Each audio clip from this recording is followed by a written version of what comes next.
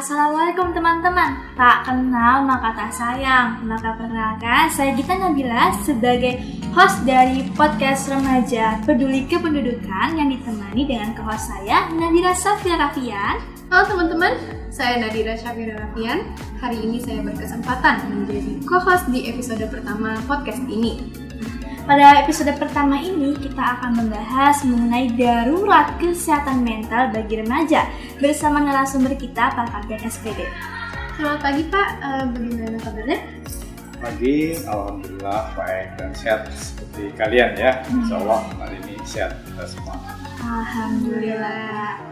Pak, mengenai prevalensi angka gangguan mental menurut data Riskesdas tahun 2018 sebanyak 6,1% atau setara dengan 11 juta orang di Indonesia mengalami gangguan mental nih Pak. Menurut pendapat Bapak, bagaimana sih Pak pendapat Bapak mengenai tingginya angka prevalensi dari gangguan mental di Indonesia? Ya kita berpikir positif bahwa angka ini benar dan memang remaja ini kan adalah perubahan peralihan dari anak-anak ke menjelang dewasa ya. Jadi apa yang terjadi pada diri anak itu sendiri sebenarnya terjadi perubahan fisiknya, hormonalnya, hingga dia menjadi ke lebih remaja, artinya pasti kan menunjukkan eksistensi dirinya. Namun di luar arus globalisasi terlalu cepat ya, teknologi terlalu cepat sehingga apa yang ada di dunia ini semua langsung tampak dengan saat itu juga. Nah, ini mungkin tidak sama dengan zaman dulu yang dilihat kan ya seperti itu, dan sehingga lingkungan sosialnya pun sangat berubah ya. Tren-tren sangat berubah. Pastilah anak-anak suka mengikuti tren itu sendiri. Nah, bagi anak yang tidak kuat mental, artinya dirinya tidak kuat, tidak siap, maka mereka akan menjadi orang yang punya gangguan artinya. Tapi mungkin itu tidak disadari ya, tapi itu bisa terjadi bahwa dia mengalami gangguan mental. Artinya gangguan mental itu artinya tidak siap menghadapi gitu ya, nanti akibatnya bermacam-macam. Benar tuh yang dikatakan oleh Pak Marjan, bahkan sebesar 80 hingga 90% kasus bunuh diri di Indonesia diakibatkan oleh gangguan kecemasan dan juga depresi. Bahkan di Indonesia, angka bunuh diri bisa mencapai 10.000 atau setara dengan setiap 1 jam terdapat 1 kasus bunuh diri. Menurut ahli suicidologis, 4,2% remaja di Indonesia pernah berpikir untuk bunuh diri. Ngeri banget ya. Benar kan? Dan pemicu utama dari bunuh diri adalah biasanya dari depresi. Pemicu utama depresi biasanya berakibatkan oleh tekanan dari akademis, faktor keluarga, faktor ekonomi, dan juga perundungan. Menurut Bapak, apa sih yang harus orang tua lakukan jika seorang anak mulai merasa ingin mengakhiri hidupnya? Misalkan kita kalau penyebabnya adalah faktor akademis, sebagai orang tua mestinya tidak harus memaksakan anaknya misalkan harus mencapai nilai A, misalnya kayak gitu ya. Artinya setiap orang kan punya kemampuan masing-masing, tapi hanya bagaimana orang tua mengajarkan bahwa anaknya harus tanggung jawab, anaknya harus belajar secara rutin. Nah, itu yang penting ya. Kemampuan anak kan tidak sama, jadi jangan memaksakan untuk harus ranking 1 ya gitu, karena itu beban. Tapi kalau anaknya sangat semangat itu bagus. Jadi tidak memaksakan. Misalnya jangan memaksakan juga jurusan ini sementara anaknya juga tidak suka ya. Itu dari faktor akademis tidak boleh, tapi bagaimana dia menjaga belajarnya tetap baik ya. Tapi bukan memaksakan nilai target sekian. Karena setiap anak punya kecerdasan masing-masing. Yang kedua, sebagai orang tua adalah sebagai teman, harus jadi teman yang baik yang bisa mencarikan solusi. Orang tua yang tidak menyadari dia akan marah-marah ketika anaknya tidak mencapai kriteria tertentu, target tertentu. Mereka tidak bisa memberikan solusi. Di antaranya ya, mungkin orang-orang tua yang tidak berpendidikan itu tidak bisa seperti itu.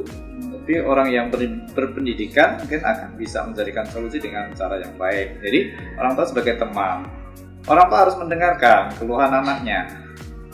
Ada masalah apa harus tahu, ya. Makanya harus dekat, sehingga orang tua bisa mencarikan solusi harus ngapain gitu.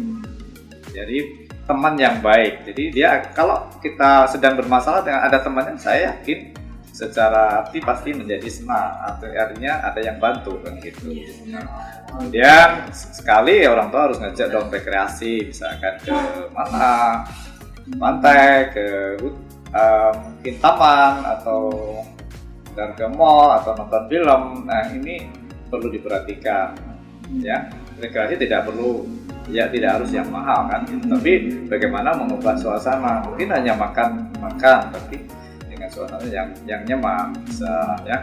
Jadi orang tua harus jadi teman yang baik. Kemudian ya, agama tidak bisa dipungkiri adalah menjadi solusi utama yang bisa membuat manusia selalu optimis, berpikir optimis ketika dalam kesulitan tetap dia akan gigih, tetap akan bisa bertahan. Itu agama ya. Makanya orang Indonesia ini sebenarnya beruntung karena orang Indonesia menganut agama, sehingga tidak ada istilahnya bunuh diri. Sebenarnya itu jalan yang mungkin paling tidak terbaik ya. Artinya semua ada solusinya. Orang harus bersabar, itulah sudah dituntun dalam agama. Semua bisa ada solusinya.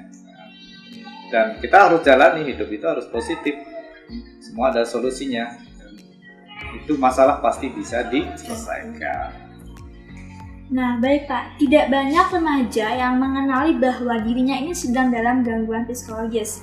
Bahkan pun tidak sadar gitu kalau misalkan ada nih penurunan akademis yang tidak sadar kalau itu berkaitan dengan psikologis dan juga emosional. Kalaupun kita ini remaja sadar, kita juga nggak tahu Pak mau kemana dan minta pertolongan dengan siapa. Menurut pendapat Bapak, bagaimana cara kita menangani ini Pak? Menangani jika kita merasa kondisi mental kita ini udah tidak baik-baik saja Pak? Ya, sekali lagi kita harus mungkin curhat gitu ya. Curhat adalah salah satu cara mengungkapkan perasaan yang sedang dialami. Kalau misalnya di sekolah ada guru bimbingan konseling, itu sebenarnya tempat curhat mengatasi masalah-masalah mental yang kita alami. Banyak terjadi anak-anak bahwa di luar sana itu ada yang tidak beruntung, mungkin orang tuanya berpisah, itu gangguan pukulan mentalnya sangat besar, jadi sangat berat itu. Karena keluarga itu adalah sebenarnya kunci utamanya. Itu bukan masalah kaya atau miskin atau mungkin tidak ekonominya tidak bagus, tapi kasih sayang itu yang lebih penting ya. Jadi kasih sayang itu penting. Jadi dia akan aman ketika hidup di keluarga yang mungkin secara ekonomi tidak terlalu baik tapi harmonis, itu sangat penting. Jadi curhat dengan guru BK, dengan konseling ya. Kalau teman bisa juga teman yang dekat ya. Kemudian kalau mungkin sudah jauh ya ke psikolog. Tapi yang paling penting sebenarnya menurut saya adalah tetap orang tua. Orang tua itu harus bisa mendampingi dalam keadaan yang sulit seperti itu. Dia akan merasa tenang dan selalu ada yang support. Berarti kita sebagai masyarakat harus lebih terbuka dan peka akan gangguan kesehatan mental di sekitar kita. Masyarakat pun bisa menjadi pendengar bagi orang yang mengalami depresi sebagai usaha kita untuk meringankan beban mereka. Nah, teman-teman pendengar juga bisa melakukan beberapa hal berikut. Misalnya seperti tetap aktif dalam kegiatan fisik, lalu yang kedua melakukan kegiatan positif, yang ketiga pergi ke psikolog jika dibutuhkan, lalu yang keempat menjaga kecukupan tidur dan juga istirahat. Nah, terima kasih banyak untuk Pak Fajar yang sudah memberikan informasi yang bermanfaat. Semoga para pendengar kita bisa memahami dan menerapkannya ke dalam kehidupan sehari-hari. Terima kasih juga kepada para pendengar yang telah mendengarkan hingga akhir. Sampai jumpa pada episode berikutnya. Bye-bye.